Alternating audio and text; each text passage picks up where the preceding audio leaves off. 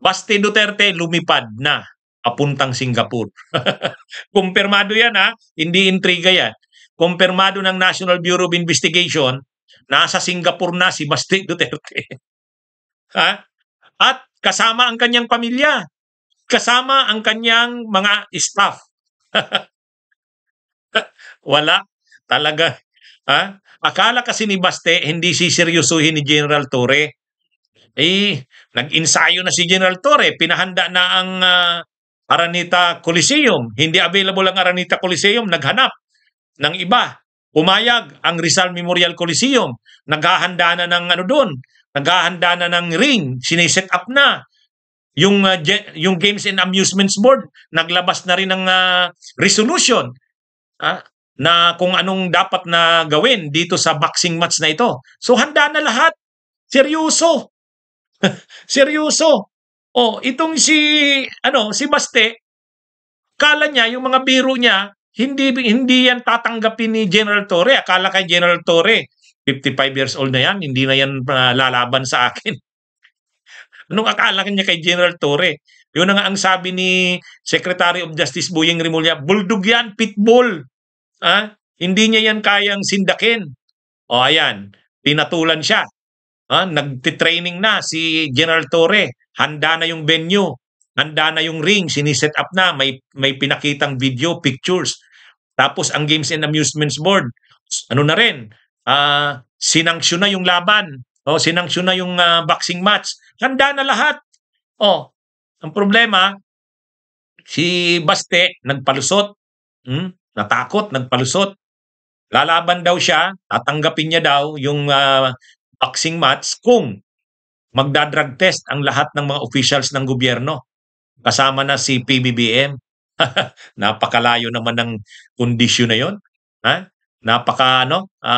Imposible naman. Anong relasyon nun doon sa boxing match nila?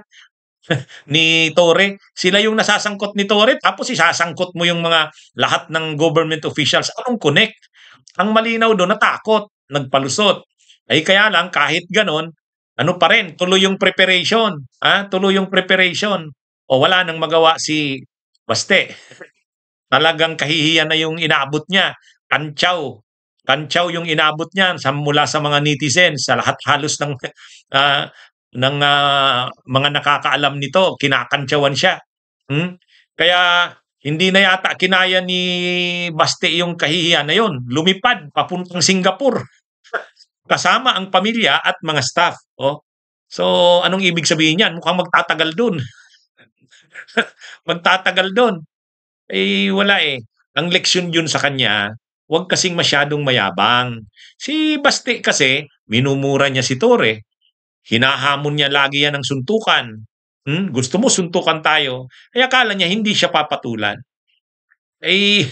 Hindi yan kahit may edad na yan si Torre, kaedad ko yan, 55 years old, pero yung katawan niyan, physically fit pa yan. Insayado ang katawan niyan. At saka pala yan, boxing corps, nung nag-aaral pa sa PNPA, Philippine National Police Academy. Kaya nagkamali ng hamon si Baste. Akala niya hindi siya papatulan. Yun ang problema.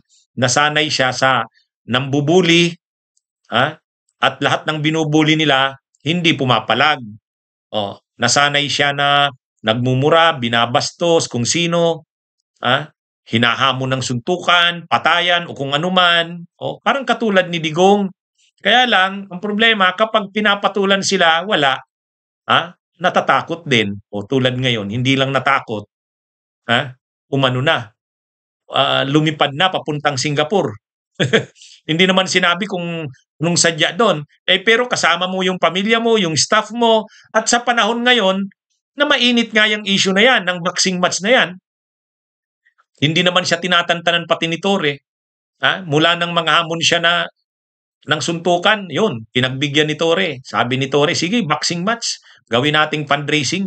Ako na, kakausapin ko yung Araneta Coliseum, kinausap niya, hindi daw available, naghanap ng iba.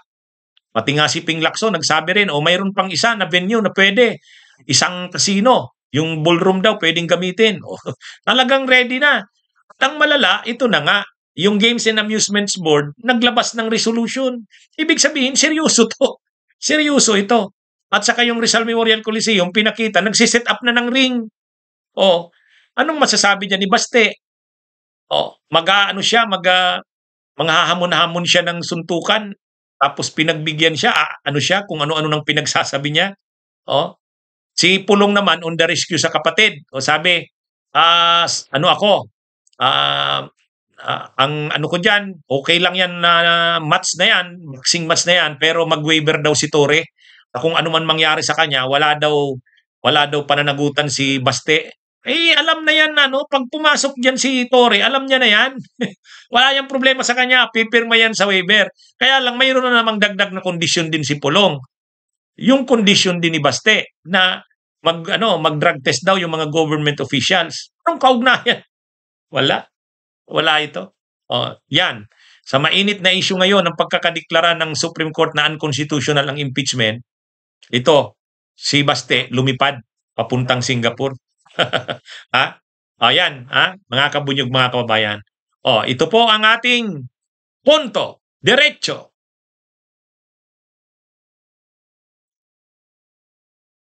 Bunyog, halikan na kasama ka. Bunyog, kapag buklod ay may pag-asa. Luzon, Visayas, Mindanao, isa ang pananaw. Sa bagong Pilipinas ang bunyog isisigaw.